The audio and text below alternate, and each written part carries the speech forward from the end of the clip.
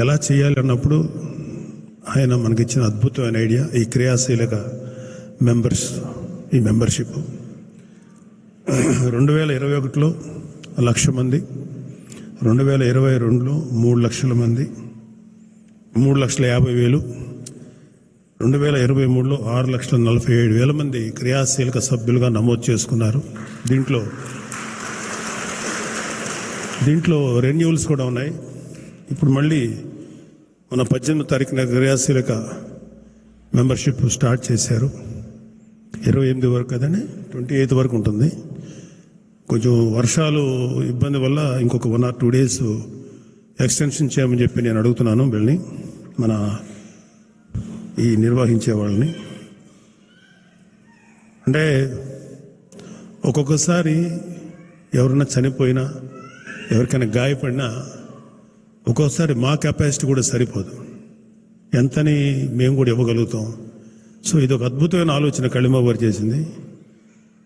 So చనిపోయిన కార్యకర్తల కుటుంబాలకి ఆ వ్యక్తిని మేము తీసుకురాలేకపోవచ్చు, కానీ ఆ కుటుంబానికి ఎంతో కొంత ఆర్థికపరమైనటువంటి సపోర్టు ఇవ్వగలిగేటువంటి అవకాశం మాకు ఈ యొక్క క్రియాశీలక మెంబర్షిప్స్ ద్వారా లభించింది.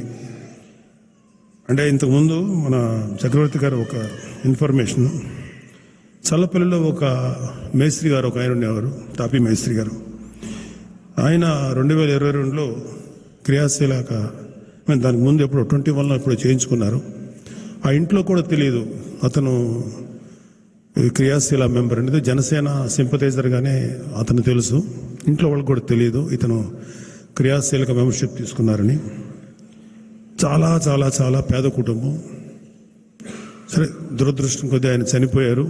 చనిపోయిన తర్వాత వాళ్ళ కుటుంబ సభ్యులు ఎవరికి కూడా తెలియదు ఆయన ఈ క్రియాశీలక మెంబర్షిప్ చేశాడని.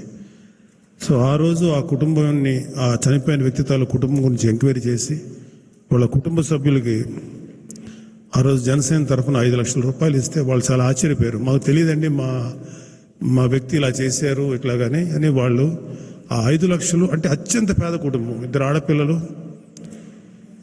ఎలాగా లైఫ్ ఉంటుంది, ఇంటికి పెద్ద ఆయన చనిపోయాడు, బ్రెడ్ బెర్నరు, వాళ్ళ కుటుంబాన్ని ఎలాగ మనం రక్షించుకోవాలని పాపం ఆ తల్లి లేకపోతే who ever concern with the family, అప్పుడు ఒక ఆపన్నాస్తంలాగా ఇది వాళ్ళ ఇంటికి చేరింది ఈ డబ్బు. సో అదే చెప్తున్నా, చనిపోయిన వ్యక్తిని తీసుకురాలేకపోవచ్చు, కానీ ఆ కుటుంబానికి జనసేన పార్టీ ఎంతో అండగా, ఆర్థికంగా అండగా నిలబడుతుంది. అలాగే చాలామంది గాయపడ్డారు అనేక రకాలుగా. వాళ్ళందరికీ కూడా వాళ్ళ హాస్పిటల్లో ఖర్చుల నిమిత్తం చాలా కన్సిడరబుల్ అమౌంట్స్ ఇచ్చాం. కొంతమందికి 3-4 కేసులు అయితే వాళ్ళు శాశ్వతమైనటువంటి అంగవైకల్యం సంభవించినప్పుడు వాళ్ళకి 3 లక్షల దాకా వాళ్ళకి సపోర్ట్గా ఇవ్వటం జరిగింది. సుమారు 21 నుంచి మొన్న 24 దాకా 349 మంది క్రియాశీలక కార్యకర్తలు వీళ్ళు చనిపోవటం జరిగింది. వాళ్ళందరికీ కలిపి ఇప్పుడు దాకా మనం చెల్లించింది 17,45,00,000 రూపాయలు వాళ్ళ కుటుంబాలకు మనం చెల్లించాం. అలాగే గాయపడిన సభ్యులు 443 మంది, వాళ్ళకి చెల్లించిన డబ్బు 6,74,00,000.